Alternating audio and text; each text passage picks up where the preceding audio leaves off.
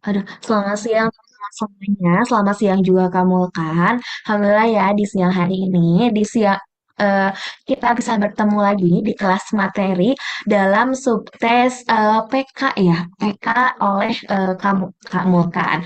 Sebelum kelas ini dimulai, adik-adik silahkan ya dipersiapkan dulu angkatnya, dipersiapkan dulu dirinya, dipersiapkan dulu keperluannya supaya pembelajaran hari ini bisa lebih ditangkap gitu ya materinya. Oke, sebelum dimulai adik-adik, seperti biasa kita akan dahulukan dengan berdoa terlebih dahulu. Berdoa dimulai.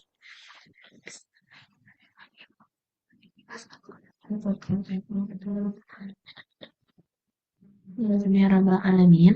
Oke, kamu kan sudah siap, Kak? Udah. Oke, teman-teman, karena di sini juga kamu kan sudah siap untuk kelas materi hari ini, aku serahkan kepada Kak Mulkan. Kepada Kak Mulkan dipersilahkan. Oke, sebelumnya terima kasih kepada Kak Syafa selaku fasilitator. Terima kasih atas kesempatan dan waktunya. Mohon maaf ya sebelumnya aku agak telat banget joinnya. Aku beneran tadi ada kendala teknis, jadi benar-benar ganti dadakan. Oh ya, sebelumnya kenalin aku Mulkan Pratimarik, biasa panggil Mulkan aja. Di sini aku gak bakal ngajar PK. Aku dari ITB angkatan 2024, jurusan Teknik Sipil. Sebenarnya buat materinya aku lagi setup device satunya, jadi tunggu sekitar 2 menit. Oke.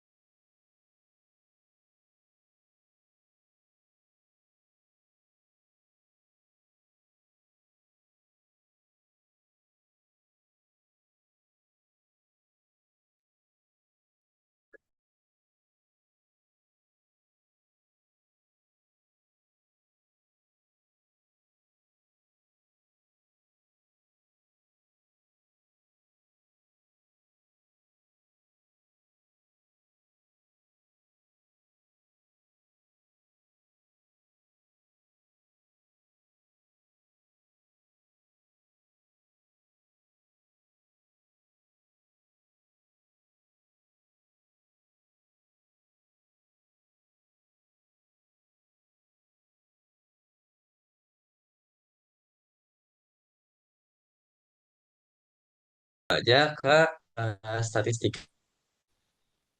Di statistika itu kan sebenarnya kita bagi jadi dua ya untuk kayak apa ya sub materi utamanya untuk di statistika. Jadi kayak di statistika itu kan kita belajar tentang pengolahan data. Jadi pengolahan data di statistika ini salah satunya adalah tentang pemusatan data di sini, pemusatan data dan satu lagi itu kan persebaran datanya. Jadi pada intinya kan di statistika itu kita ngelihat di pemusatan data kira-kira data ini mengarah kemana. Terus kalau misalnya di persebaran data itu kita ngelihat sebenarnya seberapa tersebar dan seberapa akurat sih data ini menggambarkan kondisi nyata. Oke, di sini kayak biasa ada rata-rata, rumus rata-rata yaitu jumlah banyak data dibagi oleh banyak data. Ini sebenarnya kata-katanya agak ini ya. Ini sebenarnya jumlah data aja harusnya jumlah nilai datanya. Jumlah nilai data dibagi dengan banyak datanya. Atau kayak kalau misalnya biar lebih gampang, banyak data ini kita bisa bilang sebagai frekuensi aja. Frekuensi datanya. Nah, kemudian ya gampang lah ya nyari rata-rata. Terus median. Median ini sebenarnya bisa dihubunginnya nanti sama yang kuartil. Jadi median itu sebenarnya nilai yang berada tepat di tengah data setelah datanya diurutkan. Jadi jangan lupa diurutin dulu. Pokoknya median itu nilai tengah data. Tapi ada syaratnya yaitu datanya ada itu harus udah terurut dulu dari yang terkecil ke yang paling gede. Terus modus atau nilai yang paling sering muncul dalam suatu data. Kalau misalnya di data jenis data kan ada dua ya. Jenis data itu data tunggal sama data majemuk.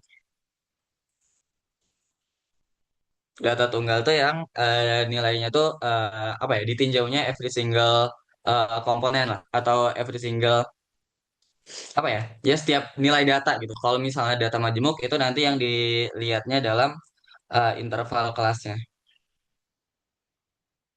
Aku lupa deh di sini dibahas atau enggak. Nah, terus udahlah modus. Terus ada nilai rata-rata gabungan yaitu ngegabungin dua atau lebih rata-rata jadi sebuah rata jadi satu rata-rata yang mewakili keduanya gitu atau lebih dari dua data rata-rata tersebut. Jadi ini misalnya kayak kalau misalnya contoh nyatanya itu kalau misal ada satu kelas rata-ratanya 76, jumlah anaknya 32, terus sekelas sebelahnya rata-ratanya 90, jumlah anaknya cuma 12. Terus kalau misalnya digabungin kedua kelas itu berapa rata-ratanya? Ya, gampang, tinggal kita lihat aja, kita kaliin rata-rata di kelas pertama dikali dengan jumlah siswa di kelas pertama, terus atau jumlah data di kelas pertama, terus yang kedua itu rata-rata di kelas kedua dikali dengan jumlah data di kelas kedua. Terus dibagi aja dengan total jumlah data dari kedua kelas yang ada. Tuh, baru nanti kita dapat rata-rata gabungannya. Ya harusnya masih gampang lah ya. Kalau misalnya aku agak kecepatan atau ada yang kurang jelas, boleh bilang aja atau di chat juga nggak apa. Oke, di sini yang kedua yang aku bilang tadi, inti dari statistika adalah ukuran pemusatan data dan penyebaran data. Nah, di sini ada nilai kuartil, jangkauan, simpangan kuartil, simpangan rata-rata, varians, dan simpangan baku. Jadi ke enam komponen utama ini yang biasanya emang dicari di ukuran persebaran data itu sebenarnya untuk ngelihat seberapa tersebar data yang ada dan seberapa mewakili data ini terhadap kondisi aktual yang sebenarnya kita mau ambil dari data-data ini gitu. Dan di sini kuartil yang pertama, kuartil ini seperti namanya ya, kuartal diambil dari kata kuartal yang berarti empat. Jadi kuartil ini membagi data menjadi empat. Jadi misal kita punya suatu eh, data di sini, misal yang kotak hijau ini adalah tempat kita nyimpan data gitu. Jadi dari data yang ada, yang pertama jangan lupa juga untuk kuartil dan segala bentuk apa namanya nilai tengah tadi kayak median, kuartil, eh, mau persentil, desil dan seterusnya. Kita harus urutin dulu datanya. Kita harus pastiin datanya ini terurut dari yang paling kecil sampai yang paling gede. Nah setelah terurut, kita bagi datanya menjadi empat. Kita bagi di tengah, kita bagi seperempatnya, kita bagi di tiga perempat. Kan nanti dia jadi kuartil jadi ada bagian pertama, kedua, ketiga, dan keempat.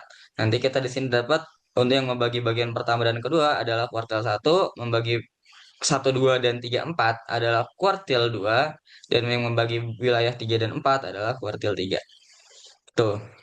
Terus ya tinggal di ini sebenarnya rumus umumnya untuk kuartil itu seperempat dari data ke n plus satu. Sebenarnya untuk data kuartil ini atau rumus mencari kuartil ini sebenarnya nggak spesifik ini ya karena rumus yang ini itu belum tentu bisa dipakai untuk semua jumlah data. Karena untuk nyari data keempat, data yang ada di tengah atau data yang ada di seperempat atau tiga perempat kayak Q1, Q2, Q3 tadi, itu tuh kita harus sesuaiin dengan jumlah data yang ada karena nggak semua bisa kita bagi sama empat gitu si nilai I-nya. Jadi bukan nilai I-nya, nilai N-nya. Karena kalau misalnya ada ketidaksesuaian rumus dengan jumlah datanya, itu nanti bakal ada kesalahan perhitungan. Nanti kita bakal dapat kayak contohnya data ke kan kita di sini sebenarnya pengen nyari data ke berapa kan? Data ke berapa gitu. Dari sebenarnya misal kuartil 3 itu di data ke berapa misalnya. Kalau misalnya kita rumusnya salah, bukan salah sih sebenarnya. Kalau misalnya rumusnya nggak sesuai dengan jumlah data yang kita punya, nanti kita bisa aja menghasilkan data ke misal 2/3/4. Kalau misalnya gini, kalau misalnya kita dapat data ke dua setengah masih lebih logis gitu. Kalau misalnya di dua setengah kita tinggal bagi aja data kita jumlahin data kedua dan ketiga terus kita bagi dua. Kalau misalnya data ketiga per tiga ke dua tiga per empat itu kayak gimana? Kan agak susah ya. Jadi di kuartil ini sebenarnya banyak ada di internet sih. Kalian bisa cari aja. Kalau misalnya aku tulisin satu-satu nggak mungkin cukup di sini. Jadi ada banyak versinya juga. Kalian bisa cari yang sesuai pemahaman kalian gitu lebih mudahnya pakai yang mana. Jadi untuk yang kuartil ini kalian lebih jauhnya atau lebih detailnya kalian bisa cari lagi karena di sini si rumus kuartilnya itu kurang spesifik gitu. Nggak mewakili, ini tidak general. Jadi kalian bisa cari yang lebih spesifiknya aja buat catatan. Terus jangkauan ya biasa, nilai maksimum dikurang nilai minimum yang buat ngegambarin itu sebenarnya datanya itu metain angka berapa sampai berapa aja sih gitu. Terus simpangan kuartil yaitu penjumlahan kuartil satu dan kuartil 3 terus dibagi dua. Di simpangan kuartilnya sebenarnya secara fungsi itu buat ngeliat perubahan data sebenarnya, perubahan atau jangkauan data.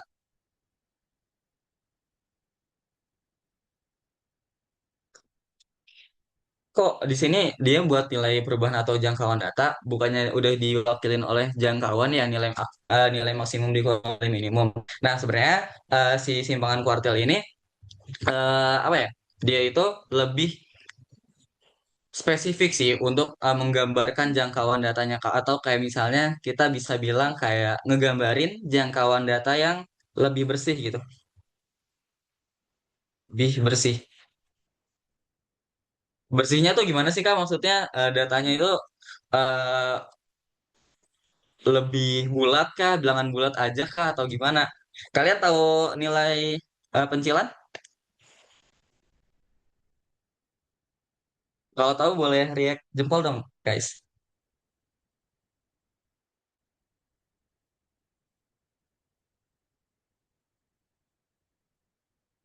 Pencilan data. Kalian tahu nggak?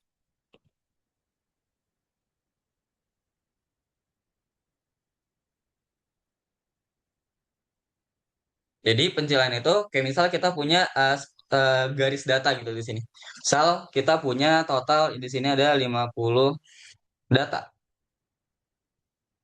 Di sini kita punya eh, ang- data-data yang ngegambarin misal nilai matematika di satu kelas gitu. Berarti misal kita punya di sini ada nilainya 72. Kalau udah diurutin ya, misal ada 60, 71, 72, 74 dan seterusnya gitu. Terus nanti ada yang dapat 92, 100 gitu. Nah, pencilan data itu kalau misalnya kita punya data yang selisihnya jauh banget gitu dari yang lain-lain. Kayak misalnya di sini kan 60 ke 61 atau kayak yang terjauh aja deh dari 60 ke 100 itu kan selisihnya 40. Kayak misal di sini nanti kita punya misal ada yang dapat nilainya dua doang gitu. Dua tok, bukan 20 atau apapun. Jadi kayak dua aja gitu, dua digit satuan gitu. Nah, di sini itu adalah nilai pencilan. Pencilan. Pencilan tuh ya nilainya yang jauh banget gitu, yang nggak sesuai atau anomali lah kalau misalnya bahasanya mah.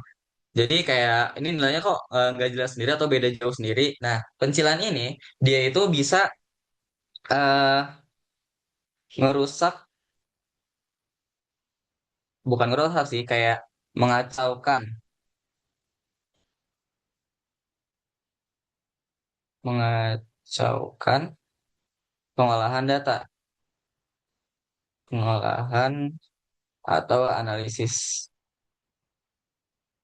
data. Jadi si nilai pencilan ini kalau misalnya kita hitung, kita ikut hitung, kan kalau misalnya misal kita nggak anggap duanya nih, duanya nggak kita anggap, wait,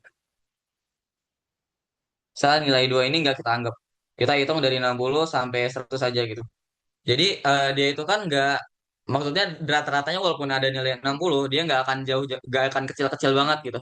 Terus kalau misalnya kita masukin nilai duanya, dia bakal turun jauh banget kan rata-ratanya.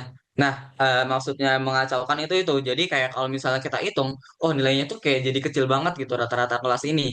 Padahal yang dapat nilai dua itu bahkan bukan kayak dapat nilai dua, bahkan kayak bisa aja ada terjadi salah penginputan data gitu. Nilainya dua doang gitu. Jadi kan rusak gitu rata-rata nilainya. Yang harusnya misal contohnya bisa jadi kelasnya dapat nilai rata-rata 79 gitu. Bisa jadi rata-rata kelasnya kalau misalnya sama pencilan itu nanti jadi eh berapa ya? misal jadi 50 gitu kan lumayan jauh banget gitu, harusnya 79 jadinya cuma 50 rata-ratanya. Nah, si pencilan ini ngacauin pengolahan dan analisis data yang ada. Makanya di sini kalau misalnya kita lihat jangkauan itu kan kita kurangin nilai maksimum, kalau misalnya dalam konteks ini itu nilai 100, dan nilai minimum di sini 2 gitu konteksnya. Jadi jangkauannya itu ada berapa? 98 ya kan? 98 data. Nah, sementara kalau misalnya kita lihat di jangkauan atau simpangan yang terkuartil yang sama-sama ngelihat jangkauan datanya, itu kita jadi punya apa ya? Data yang lebih bersih atau kayak bisa dibilang data yang bebas dari pencilan yang bisa ngacain pengukuran datanya. Jadi kalau misalnya kita lihat di sini, kuartil 3, kuartil satu ada di sini, kuartil 3 ada di sini. Kuartil satu dan kuartil 3 ya maksudnya dia berada di tengah-tengah data gitu. Kita tinjau data yang ada di tengah sini. Kita tinjau data yang ada di tengah sini.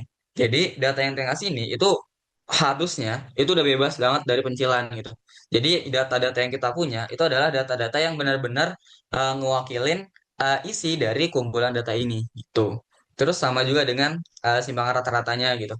Simpangan rata-rata, varian sama simpangan baku itu sebenarnya nggak terpengaruh sama pencilan sih. Cuma dia itu kayak cuma ngelihat si ukuran persebaran datanya aja gitu. Rumusnya harusnya kalian udah dapat juga ya dari kelas 12. Oke, selanjutnya. Di sini ada perubahan nilai pada perubahan nilai statistika.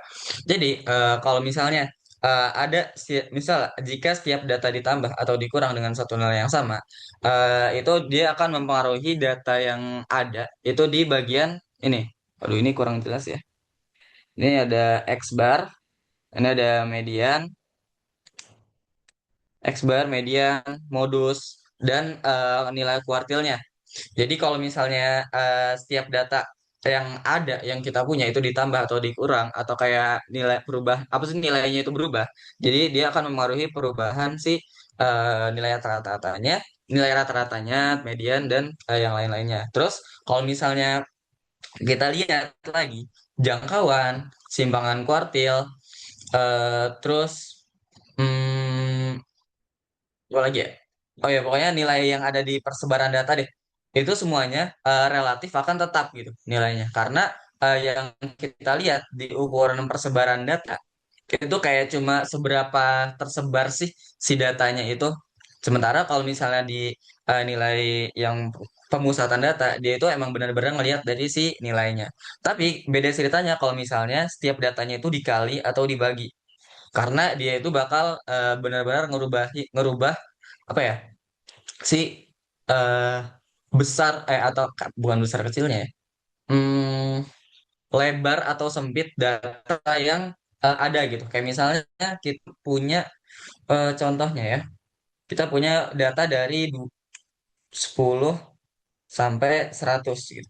Kalau misalnya kita bagi datanya, jang, kita lihat dulu deh di sini jangkauan dari 10 sampai 100 itu berapa? 90 kan, ya nggak? 90. Terus kalau misalnya kita bagi semuanya dengan 10, kita bagi 10 jadi 1 sampai 10 doang. Dan jangkauannya itu jadi cuma 10. Oke, jelas ya. Jadi kalau misalnya kita lihat ukuran persebaran data itu kan simpelnya kita ambil yang jangkauan aja gitu. Yang ngelihat si data ini tersebar seberapa jauh sih atau seberapa luas si datanya itu menggambarkan data-data yang ada. Jadi kita lihat nih, oh awalnya itu 90. Kalau misalnya kita lihat kita bagi semuanya dengan 10 itu jadi cuma 10 aja gitu. Kita kita juga bisa coba simulasiin kalau misalnya dia ditambah atau dikurang. Nanti hasilnya si persebaran bakal tetap sama, sementara yang pemusatan itu akan berbeda. Oke, di sini ada contoh soal.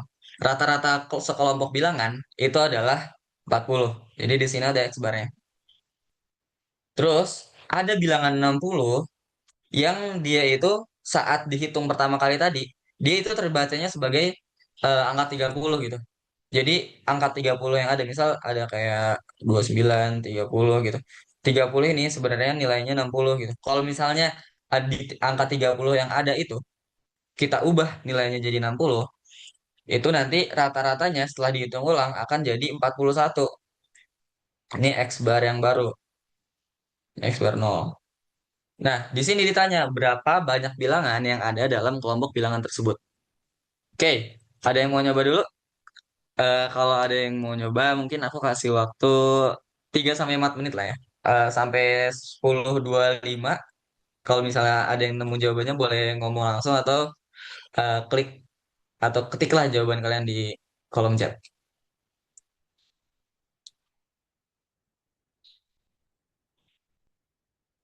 Oke, ditunggu ya.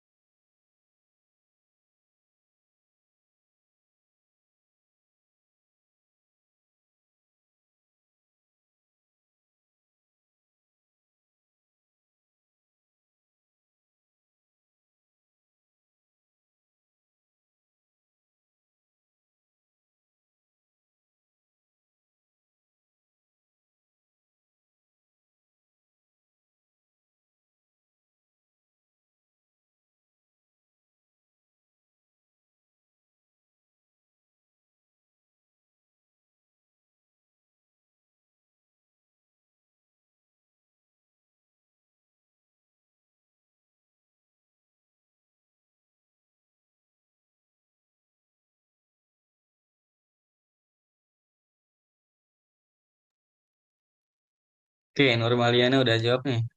C jawabannya. Oke. Yang lain gimana? Ada yang nemu juga?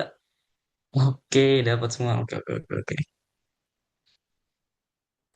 Oke, karena sama-sama jawabannya kita langsung bahas aja kali ya. Jadi di sini karena kita punya dua rata-rata, ada X0 sama X1 gitu. Jadi kita cuma lihat aja rumus kayak analisis perubahan datanya aja. Kan kalau misalnya kita mau lihat, wait. Oke, kalau misalnya kita lihat di sini, kan kalau misalnya kita punya X1, kita analisis, oke, kita misal analisis si jumlah datanya. Dari jumlah data, itu kan, misal jumlah pertama itu kan, jumlah data pertama itu kan X0 dikali N, ini jumlah data pertama, wait, gimana ya, jumlah awal, itu kan kita bisa cari dari rata-rata data pertama dikali dengan jumlah datanya. Terus, kalau misalnya jumlah barunya, itu kita bisa cari dari rata-rata yang terbaru dikali dengan nilai N-nya. Dan kalau kita bisa lihat, karena di sini ada salah baca sebanyak 30 data, berarti kan selisihnya itu ada 30 ya. Jadi karena dia itu harusnya lebih besar 30, jadi kalau misalnya kita kurang jumlah data baru dikurang jumlah data awal, kita misalnya analisis ini X1 dikali N dikurang X0 dikali N, itu selisihnya pasti 30 karena bedanya 30. Nah, kita coba masukin aja di sini X1 dikali N dikurang X0 dikali N per nilai N-nya itu sama dengan di sini menjadi 30 per nilai N-nya atau jumlah datanya. Nah, di sini kita bisa lihat N-nya itu kan sama, jadi kita bisa coret aja. Terus, oke, X1 kita tahu berapa tadi? 41, kenapa jadi merah? X1-nya 41 dikurang X0-nya itu 40. 41 dikurang 40 sama dengan 30 per N. Jadi kita bisa oke, jadi N-nya kita pindah ke sini. Jadi 1 kali N sama dengan 30. Udah, itu doang. Jadi jumlah data yang ada itu adalah 30 data. Oke, mungkin coba satu kali lagi ya. Nah, di sini ada 6 bilangan dari data yang berisi 9 bilangan asli. Yaitu 9, 8, 6, 9, 7, 5, 3.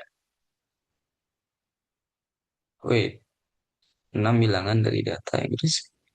Nilai terkecil yang mungkin untuk median dari 9 data bilangan asli tersebut adalah, wait.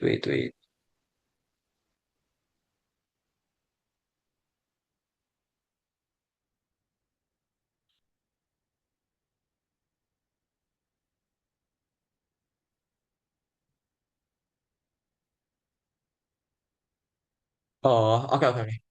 Ya, ya. Jadi kalau misalnya ada 6 data nih, ada 6 bilangan. Kita ambil 6 bilangan dari data yang berisi 9 bilangan. Nah, ini data-datanya 9, 8, 9, 7, 5, 3. Nilai terkecil yang mungkin untuk menjadi median dari 9 data tersebut adalah berapa?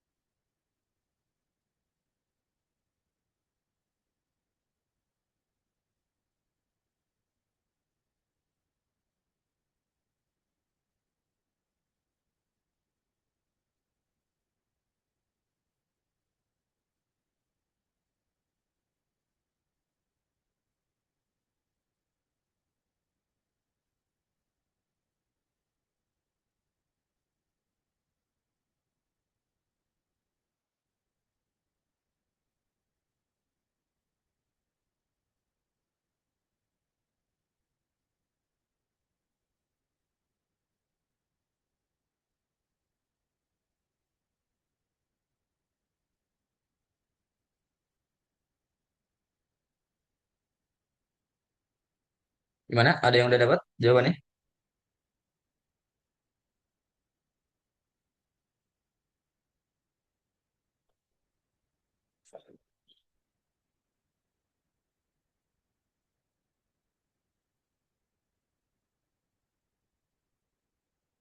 Tunggu tunggu sampai 10.32 deh.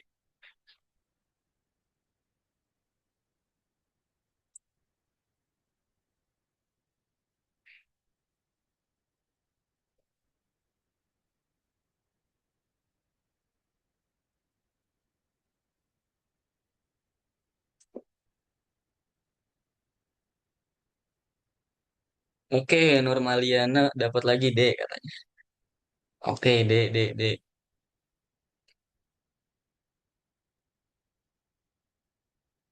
Oke, pada jawab D semua. Ada yang dapat nilai lain?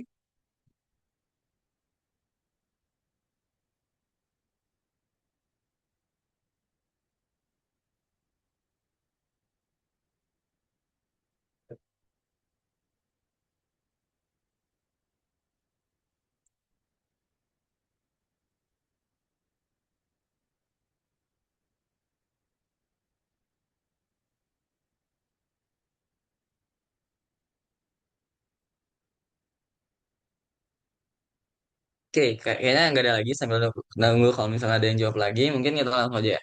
Nah, untuk nyari nilai median, di sini kan kita disuruh untuk nyari nilai median ya sebenarnya.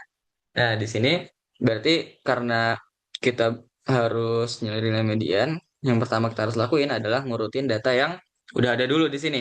Yaitu misalnya kita punya di sini kan udah ada 3, 5, terus 7, 8, 9, 9. Nah, di sini kita mau cari nilai tengahnya atau nilai mediannya. Sebelum kita tambahin tiga bilangan lain, kalau misalnya kita lihat median datanya itu kan ada di sini ya. Nih, ada di tengah-tengah antara 7 dan 8 median awalnya. Nah, biar mediannya ini jadi kecil, kira-kira data yang kita perlu untuk kita tambahin itu yang lebih kecil dari semua data yang ada atau yang lebih kecil dari 7 dan 8 atau yang lebih besar dari 7 dan 8.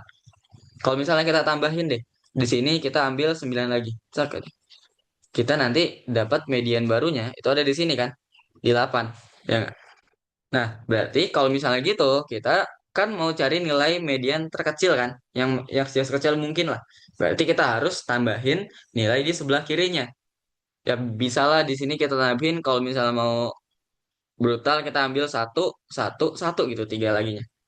Jadi dia makin kecil. Nah, dia bakal bergeser ke sebelah kiri gitu. Si medianya karena di sini kita punya 4 data, di sini kita punya 4 data juga, kita dapat dah nilainya yang 5 ini. Sebenarnya nggak harus satu-satu semua sih. Ini bisa jadi kayak kalian dua dua dua tiga juga boleh atau satu dua tiga juga masih bisa Kak. Yang penting si datanya itu enggak karena dia kan datanya tiga nggak mungkin ngerubah signifikan si eh, posisi medianya ya. Ini kan tadi di sini nih di antara 7 dan 8 itu cuma bergerak kayak satu setengah angka doang gitu ke 5.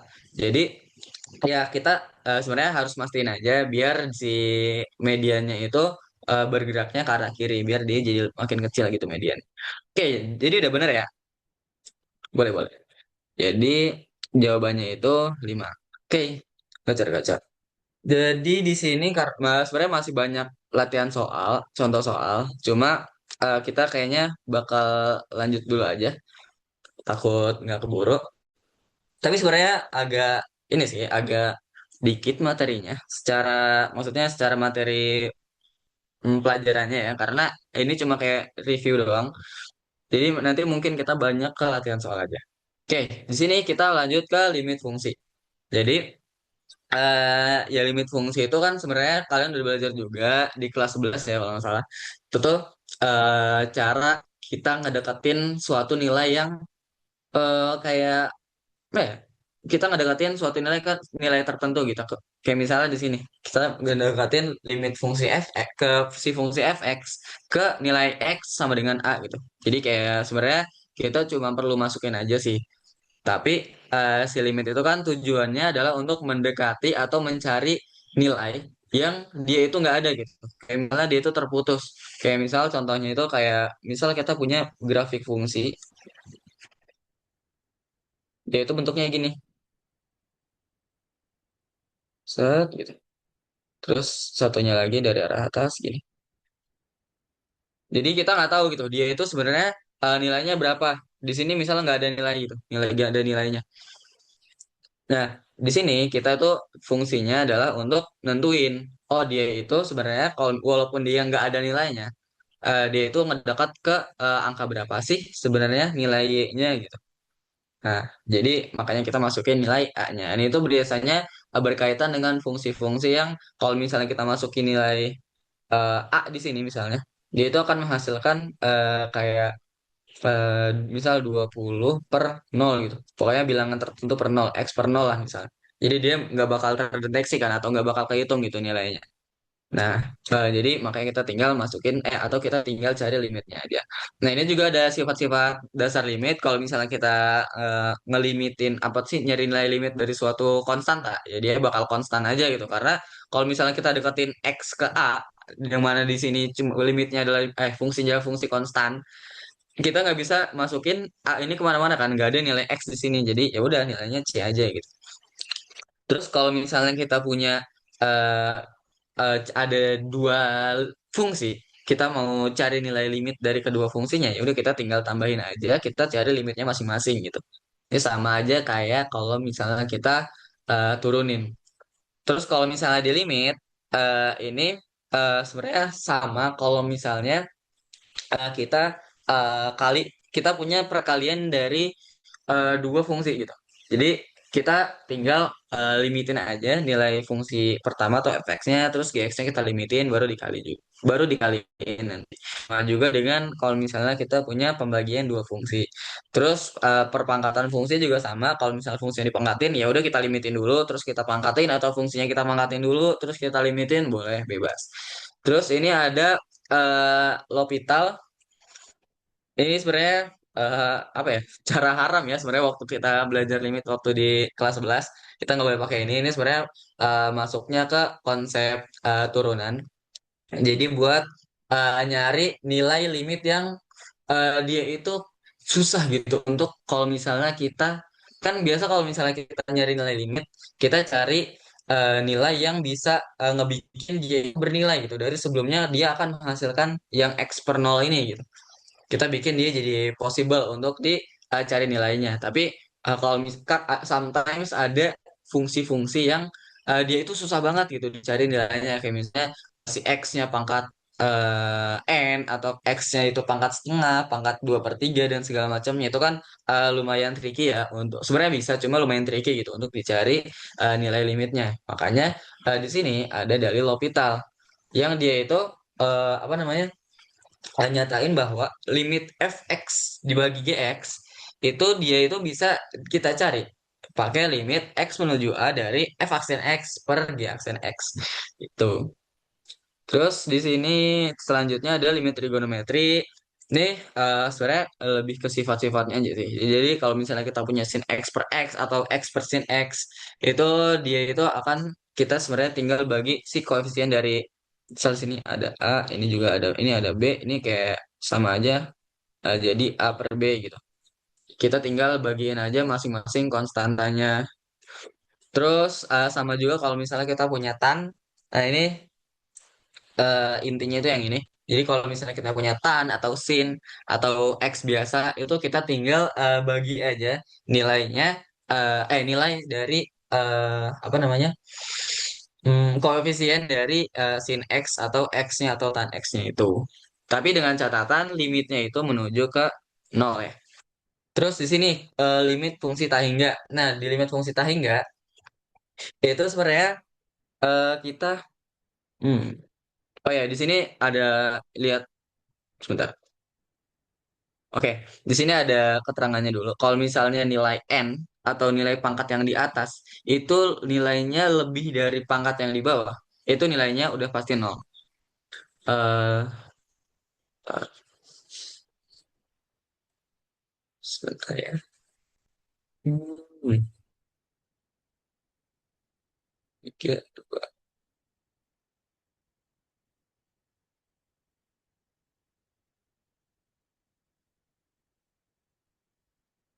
dua, ya tiga.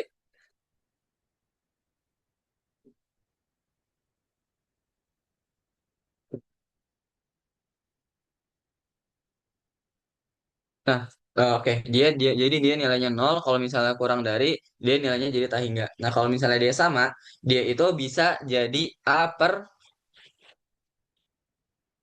bukan a per b ya, ini a per p. A per P. Karena nanti kita bisa bagi nilai XN sama XM-nya gitu. Nanti karena N sama M itu sama nilainya, jadi kita tinggal kali aja dia dengan satu per X pangkat N. Ini bagi juga dengan, kali juga dengan satu per X pangkat N. Jadi nanti si X pangkat N sama X pangkat M-nya tercoret atau habis, jadi kita tinggal punya A per P. Makanya nanti dapatnya A per P gitu. Oke, biar lebih kebayang, coba kita ke contoh soalnya. Misal di sini, jika P dan Q adalah dua bilangan real, maka limit X menuju 2 dari X kuadrat plus 2PX plus Q per X min 2 sama dengan min 3. Terus kalau misalnya kita ditanya, P sama Q-nya itu berapa?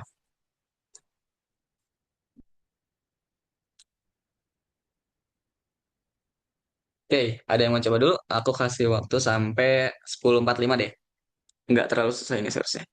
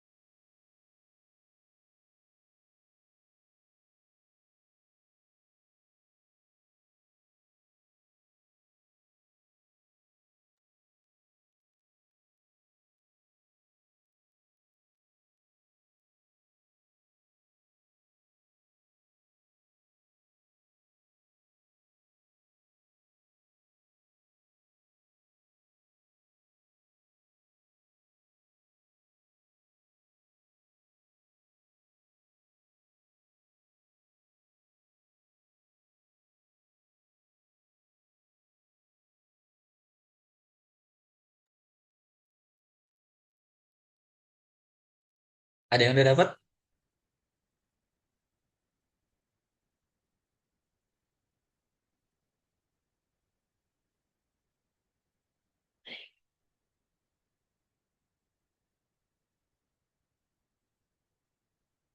Oke, kalau misalnya ada masih belum dapat, mungkin sambil kalian nyoba, aku sambil kerjain juga kali ya. Nah, di sini karena kita mau cari nilai P dikali Q ya dari nilai limit ya nilai limit fungsi ini limit x menuju 2 dari x kuadrat plus 2px plus q per x min 2 sama dengan min 3.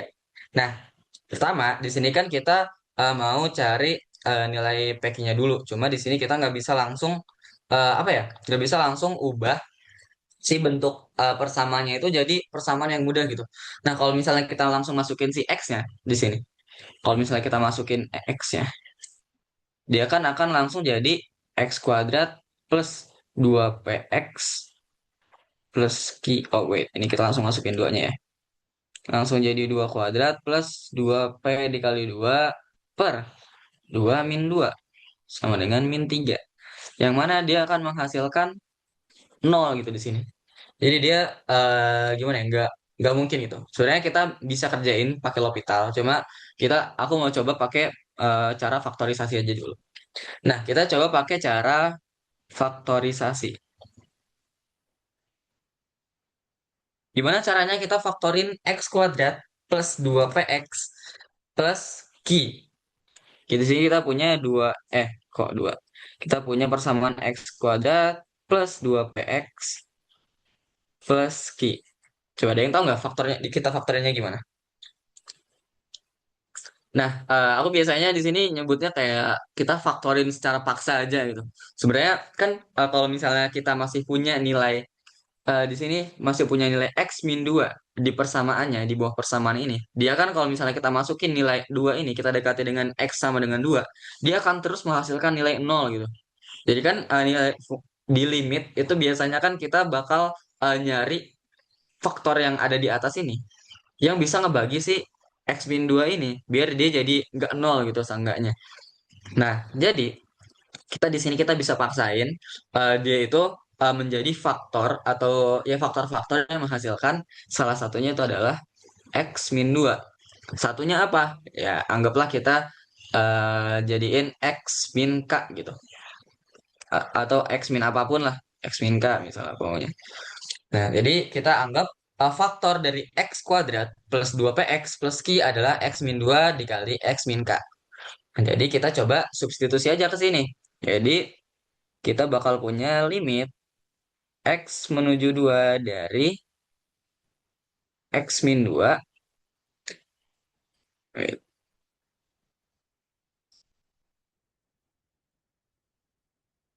x min 2 dikali x min k per x min 2 sama dengan min 3. Nah, karena di sini kita udah sama-sama punya x min 2, jadi kita bisa eliminasi aja. Nah, jadi kita punya nilai limit menuju 2 dari x min k sama dengan min 3. Jadi kita langsung masukin aja karena udah nggak ada pembagi x min 2-nya lagi. Kita langsung masukin X-nya jadi 2 berarti 2 min K itu akan sama dengan min 3. Jadi kita punya di sini K itu sama dengan 5. Oke, aman? Nah, karena kita udah ketemu nilai K-nya, berarti kita coba masukin lagi di sini. Berarti di sini X kuadrat plus 2px plus Q itu akan sama dengan X min 2 dikali X, K-nya sama dengan 5 berarti X min 5.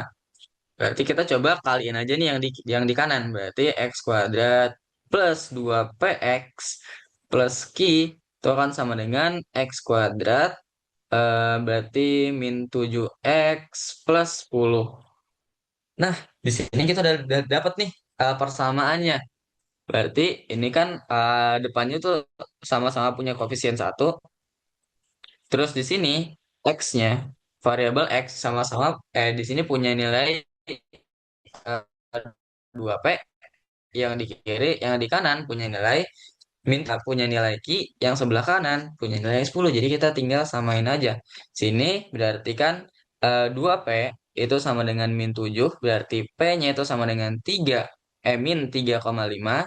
Terus kita punya ki-nya itu sama dengan 10. Kita mau cari p ki kan tadi.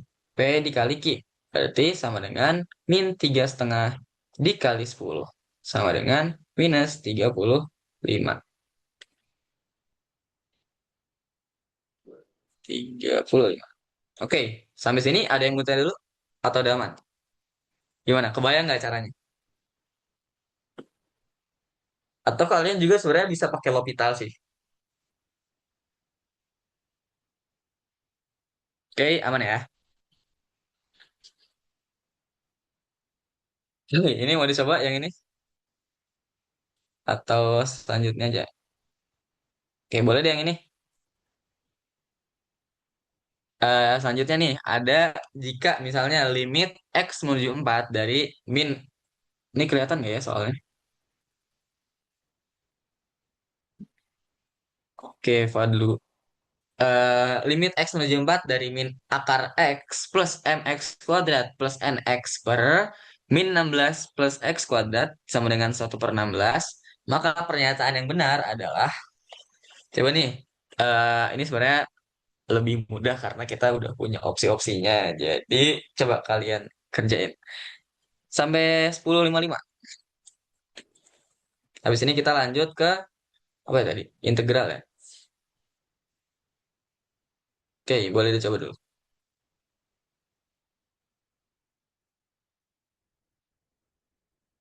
Oh, nggak integral dong. Kita keturunan dulu abis ini. Sorry.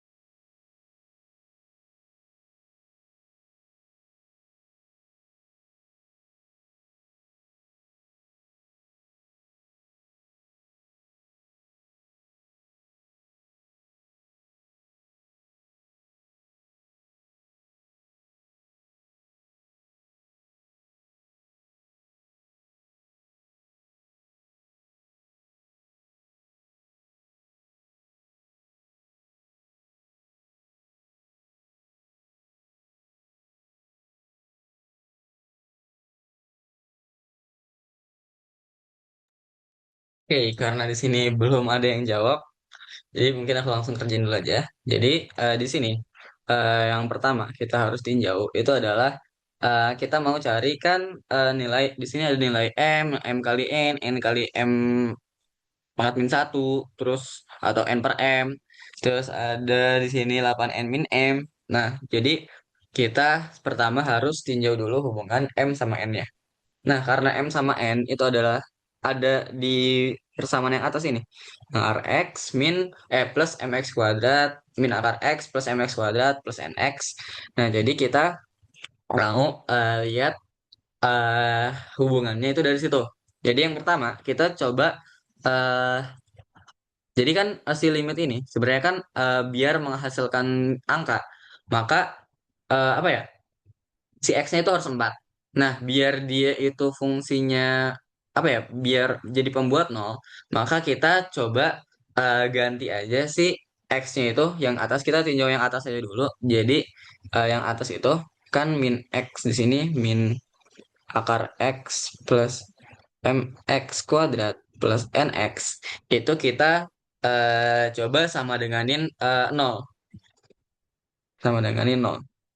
Jadi saat kita masukin 4 kan dia akan jadi min 2 plus berarti 16M plus 4N sama dengan nol. Jadi kita di sini bakal punya hubungan 4N sama dengan 2 min 16M.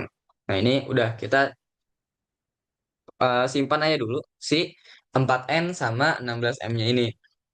Nah, ini sebenarnya buat kita ngehubungin si M sama N-nya nanti. Nah, setelah itu gimana? Kita sebenarnya bisa pakai L'Hopital, cuma dia itu gimana ya?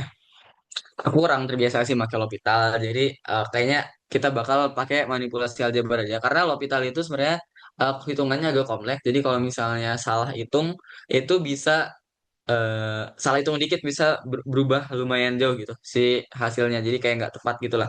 Nah, pertama kita mau manipulasi aljabar dulu aja. Jadi karena di sini kita punya akar X, X kuadrat sama X yang ya pangkatnya agak jauh-jauh gitu. Jadi kita coba eh apa ya, ubah aja dulu. Kita misal biar dia nggak ada akarnya, ambillah kita mau ambil RM sama yang udah ada, pakai apa ya? U deh, U. Misal kita mau pakai si variabel U untuk ngegantiin si akar X ini, biar dia nggak ada pangkat setengah lagi atau nggak ada akar-akaran lagi. Jadi kita gantiin U sama dengan akar X. Berarti kan di sini kalau kita kalau misalnya ganti si variabelnya, yang di sini juga kita harus ganti. Maka nanti kita bakal punya persamaan limitnya, nya menjadi U menuju, karena di sini X-nya kita masukin 4 berarti U-nya menjadi 2. Limit U menjadi 2. Terus kita ganti deh semua yang ada di atas tadi. X-nya menjadi akar X menjadi U berarti X kuadrat menjadi U pangkat 4. Berarti jadi U jadi min U plus M dikali U pangkat 4 ditambah N dikali U kuadrat per min 16 ditambah U pangkat 4 sama dengan 1/16. Nah, udah gini kita tinggal apa ya? Sebentar. Oh, di sini kita kan masih punya N sama M. Jadi kita mau coba ubah dia itu, kita substitusin aja. Jadi kan 4N sama dengan sekian, berarti sekian atau 2 min 16M itu N sama dengan 2 min 16M per 4. Nah, kita coba substitusiin si N ya dengan nilai ini, biar dia jadi M semua gitu persamaannya. Jadi di sini biar lebih gampang itu jadi setengah min 4M.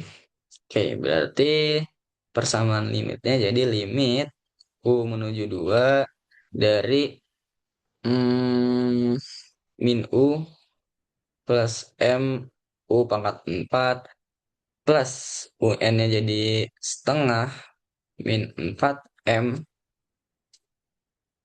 dikali U kuadrat per hmm, wait,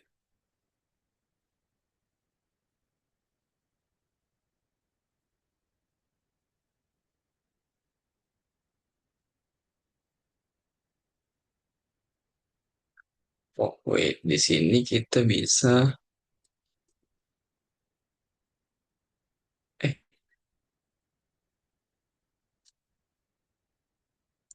begini aja deh. Jadi U pangkat 4 min 16. Nah, si U pangkat 4 min 16 ini kita bisa pakai yang ini. Jadi kita pakai konsep kalau misalnya kita punya A kuadrat min B kuadrat itu kita bisa ini dia jadi beneran ya. Jadi A plus B dikali A min B. Kita pakai prinsip yang ini. Jadi kita anggap A kuadrat itu U pangkat 4, terus B kuadratnya itu 16. Jadi di yang bawah itu kita bisa ubah jadi, kok jadi A? Jadi U kuadrat min 4 per U kuadrat plus 4. Yang mana U kuadrat min 4 ini kan kita bisa pakai konsep A kuadrat min B kuadrat lagi ya. Jadi kita bisa ubah si ini itu jadi U U min 2 kali U plus 2. Nah, udah ini dulu. Nah, setelah ini, habis itu kita sebenarnya perlu cari nilai karena di sini nilai U-nya itu menuju 2. Jadi nilai yang bisa bikin persamaan ini jadi per nol, kan kita nggak boleh punya persamaan persamaan penyebutnya itu nol ya. Jadi kita mau eliminasi si U min 2 ini. Makanya kita harus coba paksain lagi, keluarin nilai U min 2 dari persamaan yang ada di atas. Coba nih gimana caranya. Bentar ya. Hmm,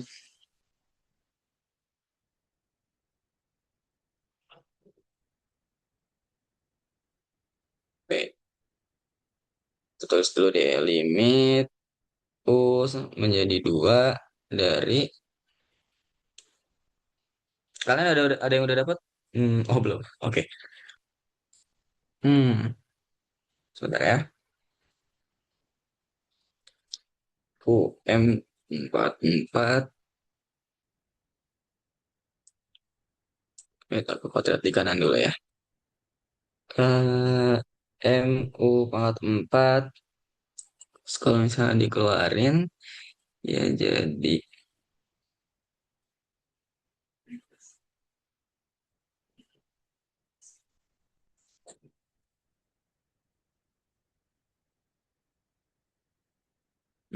oh, jadi kali ini jadi min 4 MU kuadrat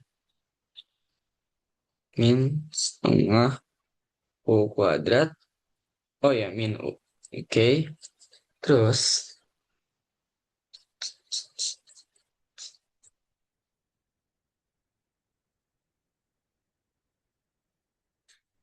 oke, di sini kita punya sama-sama MU, MU. Bisa keluarin aja sih MU kuadrat. Jadi di sini tinggal U kuadrat min 4. Ya, U kuadrat min 4. Hmm, hmm. Kayak ini U-nya samain aja setengah. U, U min 1. Oh, oh enggak ding. Min 2, min 2. Biar jadi U. Oke.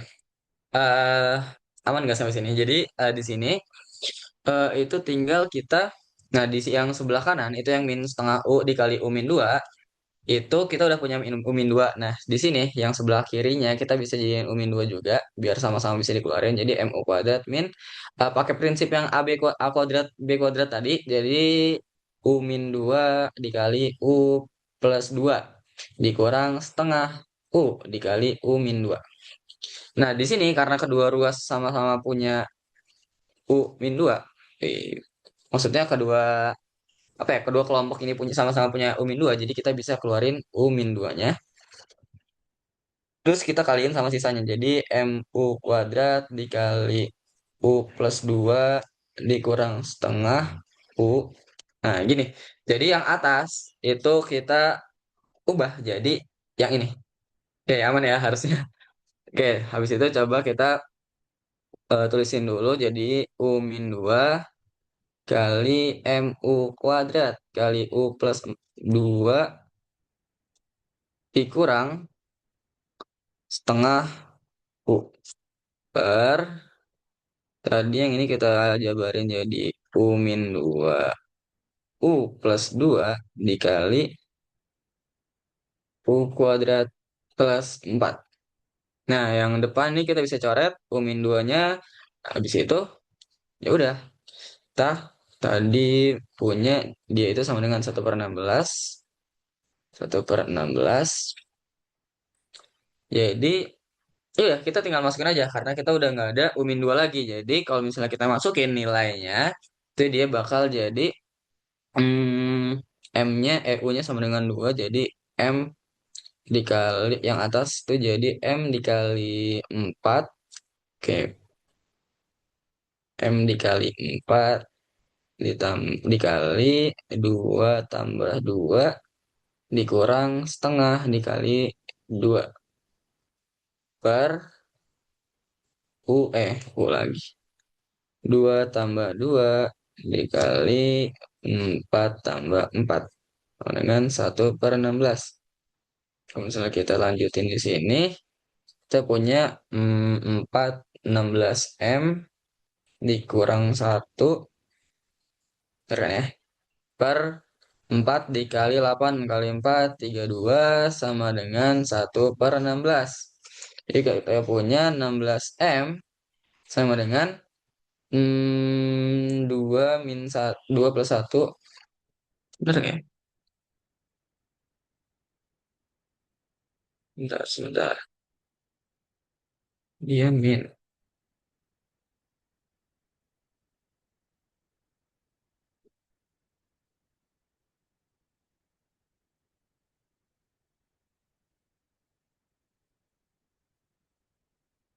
Kok dia min ya?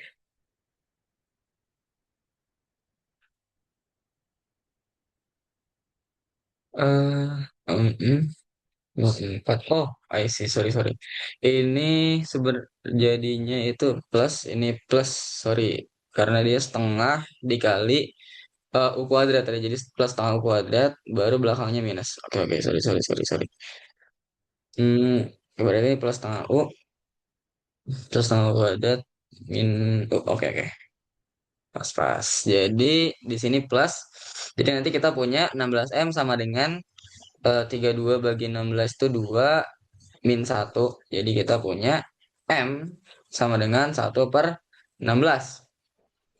Nah udah kita punya M-nya sama dengan 1/16. Terus kita berarti tinggal substitusi ini nilai N. N sama dengan tadi M-nya udah dapat 1/16 berarti 2 min 16 dikali 1/16 jadi 1/4. Jadi N-nya itu adalah 1/4. Oke, udah ya kita udah ketemu M sama N-nya. Oke, jadi kita tinggal lihat aja. Di sini udah ketemu nih. Oh, nilai M-nya itu 1/16, berarti pernyataan satu benar. Terus pernyataan 2 M kali N sama dengan 1/64. Nah, M kali N berarti kan sama dengan 1/16 dikali 1/4.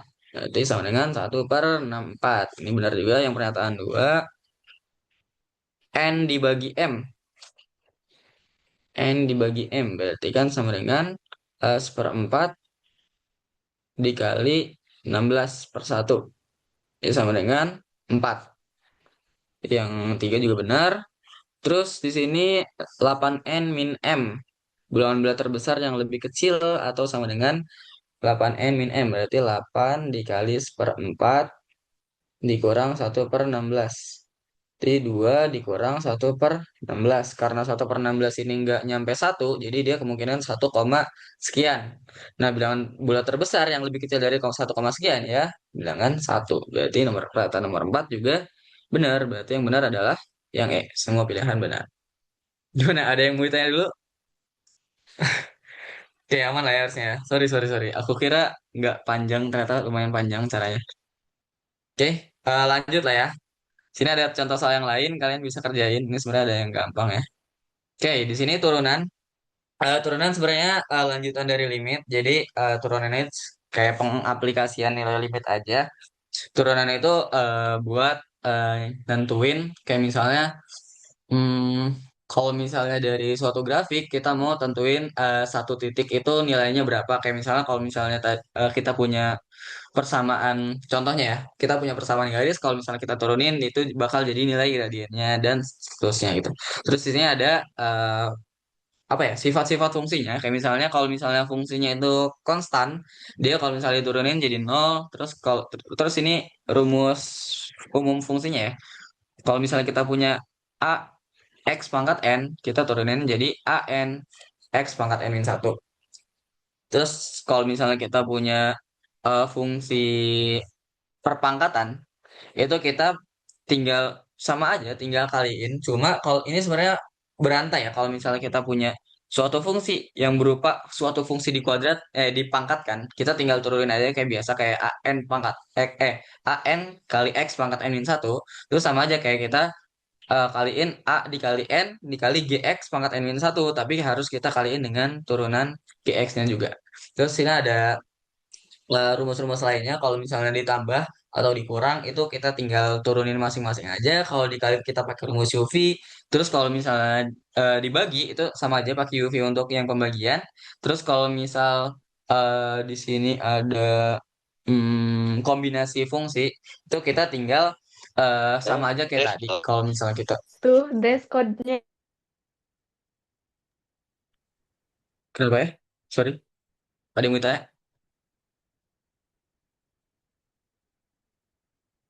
Oke, aman ya.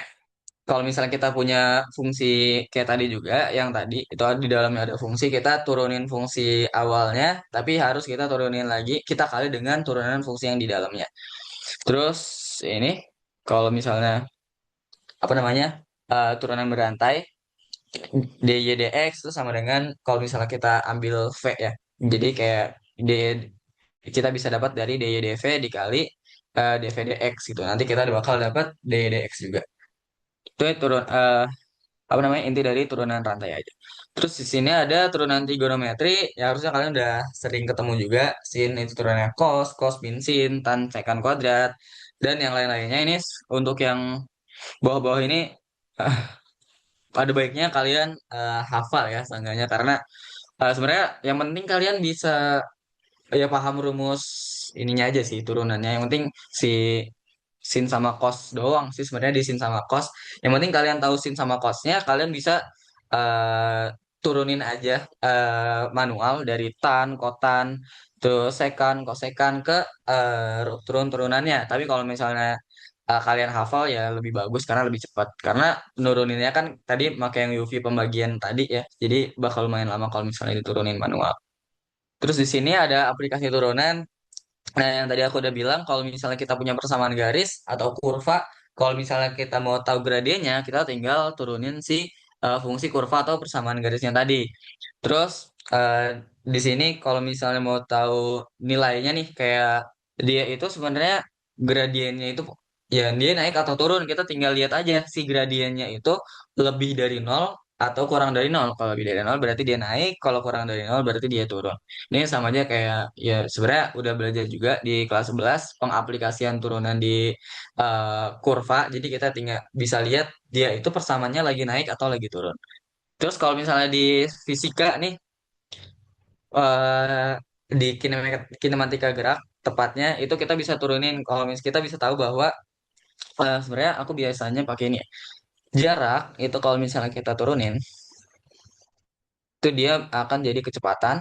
Kalau misalnya kita turunin lagi, dia bakal jadi persamaan percepatan. Kebalikannya juga kalau misalnya kita naikin, kita integralin jadi percepatan kita integralin jadi kecepatan, kecepatan kita integralin jadi perpindahan gitu. Terus di sini ada titik stasioner. Ini sebenarnya sama aja kayak yang ini buat gradien juga sih. Kayak kalau misalnya kita punya fungsi ini grafiknya, wait. Kenapa? Wait. Kenapa ada ini ya? Kita punya grafik kayak gini. Ketika fx sama dengan nol, dia kan gradien garis di titik tersebut itu kan sama dengan nol ya. Artinya dia nggak naik nggak turun. Yang artinya dia itu ada di titik yang ya udah dia di titik puncaknya gitu. Mesti titik stasionernya. Itu. Oke, contoh soalnya kalian mungkin bisa kerjain aja. Aku nggak nyadar udah jam segini. Oke, selanjutnya untuk yang terakhir itu ada integral. Integral sebenarnya kebalikan dari turunan aja. Ini rumus dasarnya. Yang kalau misalnya kita punya integral dari a x pangkat n dx itu akan sama dengan a per n plus 1 dikali dengan x pangkat n plus 1 ditambah c untuk integral tertentu. Kalau integral tentu ya tinggal kita tambahin batas-batasnya aja. Terus hasil pengintegralannya kita kurangin antara batas bawah, batas, ya batas sorry.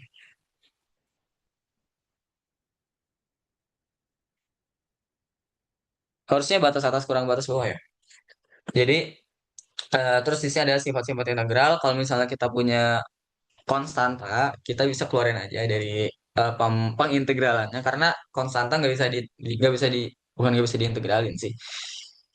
Lebih tepatnya, oh bukan konstanta, sorry. Kalau misalnya kita punya suatu nilai koefisien, dia itu kita bisa keluarin aja karena dia nggak mempengaruhi pengintegralan. Cuma kalau misalnya konstanta, sorry, kalau konstanta itu dia bisa diintegralin. Dia sih sama aja kalau misalnya kita punya penjumlahan, kita bisa integralin satu-satu. Terus kalau misalnya di integral tentu kita balik batasnya, dia itu tinggal kita minusin aja. Terus ini ke kontinuan integral. Jadi kalau misalnya kita punya batas-batas A sampai C, terus di tengah-tengahnya ada B, kita bisa bagi dua gitu. Jadi kita integralin dulu dari A ke B, kemudian kita tambahin dengan integral dari B ke C. Gitu. Oke, ini ada contoh soalnya. Mungkin kita coba yang turunan dulu kali ya. Mumpung masih ada waktu. Kalian mau coba yang mana? Oke, coba yang ini deh. Diberikan kurva Y sama dengan X pangkat 3 dikurang 2X kuadrat plus X min 7. Kurva tersebut akan naik pada interval X kurang dari C atau X lebih dari min D. Nilai 3C kurang D, 3C dikurang 5D adalah. Oke, cepet nih harusnya. Soalnya ya lumayan gampang lah. Turunan. Aku kasih waktu sampai 11.20 deh. Bentar, aku cek dulu habis ini. Oke, habis. Masalah tadi. Oke, coba yang ini.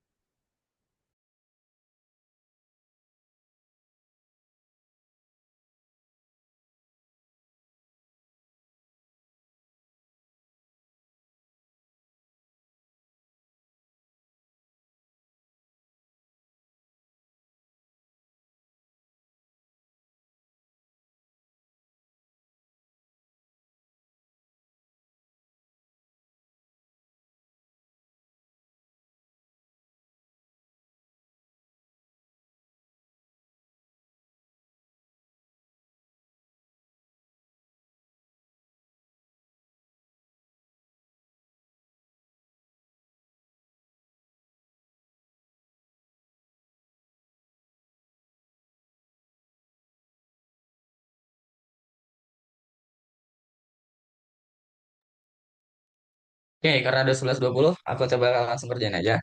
Kalau misalnya kalian udah nemu, oke. C-nya sepertiga, D-nya min satu. Oke, oke. Oke, aku sambil coba kerjain dulu. Ini berarti kita tinggal turunin aja. Kita cari aksennya berarti 3X kuadrat min 4X plus satu. Oke, berarti eh, kita coba cari titik stasioner dulu ya. Berarti untuk titik stasionernya berarti kita sama denganin aja Y aksen sama dengan nol.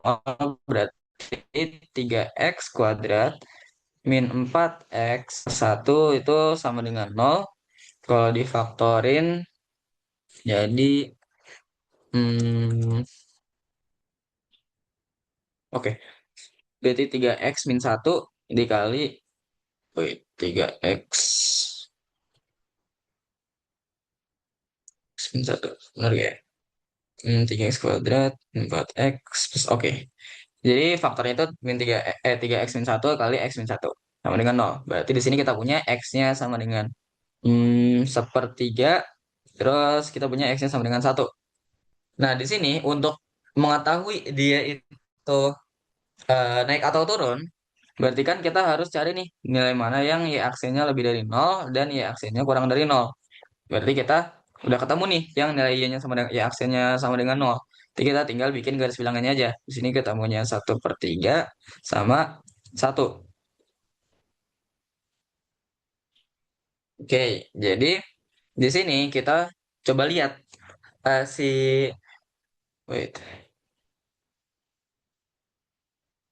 si C yang berfungsi sebagai C dan D itu yang mana aja. Nah, coba kita lihat dulu yang negatif atau yang turun sama yang naik itu yang mana. Jadi coba kita cek nilai di belakang A sepertiga dulu ya. Mungkin kalau kita ambil nol berarti kan dia, oke berarti dia positif ya. Benar kan? Hmm, 3x. Oke, min satu kali min satu positif ya harusnya. Oke, terus di sini berarti kalau setengah kan berarti nanti dia jadi negatif positif berarti negatif ini positif udah pasti. Oke, jadi wait. Oke, jadi kita udah punya nih. Oh, yang dia itu kalau misalnya naik ada di interval kurang dari sepertiga dan lebih dari satu gitu. Berarti kalau misalnya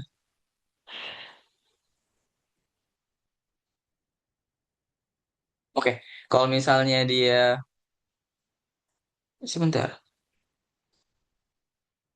Oh, oke oke. Berarti kan dia mau lihat ketika dia naik ya. Ketika naik itu berarti ada di X tuh sama dengan dia X tuh kurang dari sepertiga atau X lebih dari satu. Berarti kita di sini dapat C-nya itu sama dengan satu per tiga dan D-nya itu sama dengan min satu. Oke, berarti tinggal kita tambahin aja 3 dikali C sepertiga ditambah dikurang 5 dikali D-nya itu min satu. Dia sama dengan 1 ditambah 5 sama dengan 6. Jawabannya yang E. Oke. Tadi udah ada yang jawab. Rizwan. Oke. Mantap Rizwan. Oke. Ada yang mau ditanya dulu? Aman lah ya harusnya. Sebentar.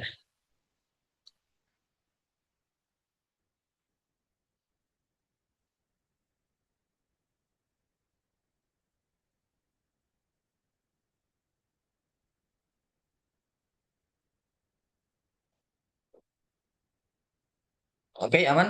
Kalau ada yang mau ditanya dulu nggak? Kalau nggak ada, eh sebentar ya. Integral. Ini nggak ya? Saya integral harusnya gampang lah ya. Oke, karena di sini sebenarnya masih banyak latihan soal, kalian bisa coba sendiri aja nanti. Nanti aku kirim ke Fasil, aku titip kirim ke Fasil aja untuk file yang ini. Nanti kalian coba sendiri karena waktunya nggak sempat. Jadi buat sekarang karena nggak ada yang mau ditanya, aku coba kirim dulu. Ini ada link post test buat kalian kerjain. Udah aku kirim di chat, jadi kalian boleh kerjain dulu. Kalau misalnya udah, boleh bilang aja di kolom chat.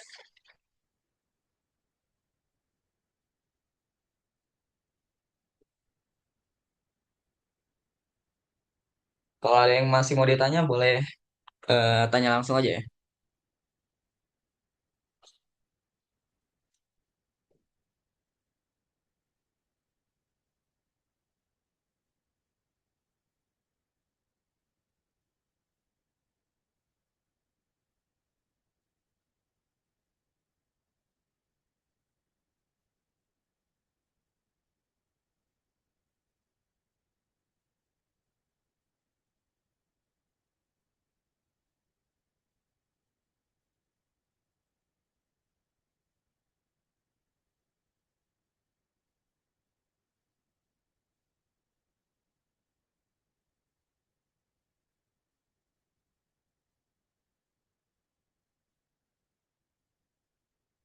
Oke, Hasbi udah.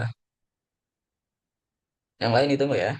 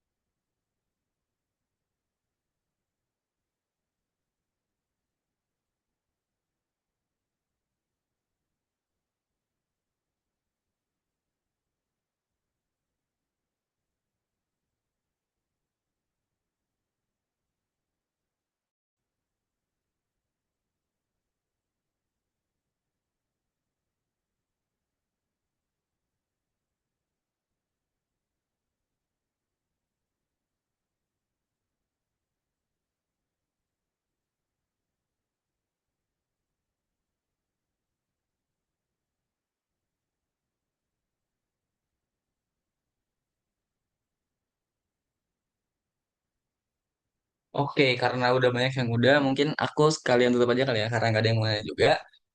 Mungkin sesi pagi untuk materi pagi ini sama aku mungkin segitu aja. Sebenarnya mohon maaf karena aku agak telat karena tadi aku baru diinfoin juga ada perpindahan jadwal untuk ngegantiin tutor sebelumnya. Jadi kalian boleh coba latihan sendiri aja karena belum aku sempat bahas semua untuk contoh-contoh soalnya. Semoga apa yang aku sampaikan walaupun sedikit bisa nambah pengetahuan kalian buat persiapan kalian SNBT nanti karena bentar lagi oh ya, bentar lagi kan pengumuman SNBP juga ya akhir Maret. Jadi semoga yang SNBP terima dan yang SNBT diberikan kelancaran untuk eh, apa ya masuk ke perguruan tinggi yang kalian inginkan masing-masing. Oke, mungkin segitu aja dari aku. Terima kasih semuanya. Aku balikin lagi ke kakak Fasilnya. Oke, terima kasih banyak kepada Kak Murkan untuk kelas kita di hari ini. Semoga apa yang Kakak sampaikan tadi bisa bermanfaat untuk adik-adiknya, terutama untuk UTBK nantinya. Oke, mungkin Kakak sebelum ditutup, kita akan dokumentasi terlebih dahulu ya. Sebagai penutup kelas hari ini, boleh adik-adik yang belum on cam dan mau on cam, persilahkan untuk on cam dulu ya. Oke, ada yang mau on cam lagi nggak? Aku hitung 1 sampai 3, sok. Ada yang mau on cam lagi. Di sini ada Sinta, Rima, Julpa, Puja, Salsa, Rizky, Velia, Zaki, Resha, dan lain-lain. Ada yang mau on cam lagi? Oke, sepertinya cukup untuk sesi dokumentasi. Oh iya Kak, kita nanti pakai gaya kelas ya. Jadi kelas 5 25 gini 25 gitu. Oke. Oke, untuk sesi dokumentasi aku pimpin teman-teman semuanya. 1, 2, 3. Oke, sudah. Sekali lagi, terima kasih banyak kepada kamu kan untuk kelas materi kita di hari ini. Kepada kakak, jika ada agenda lain, dipersilahkan kak untuk keluar dari Zoom meetingnya.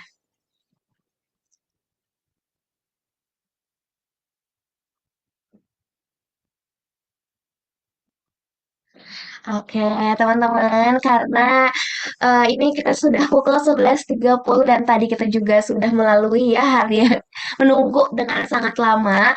Sekarang sudah waktunya teman-teman untuk beristirahat. Selamat istirahat dan sampai berjumpa lagi di Zoom jam 1 siang. Terima kasih semuanya. Dadah. End meeting ya.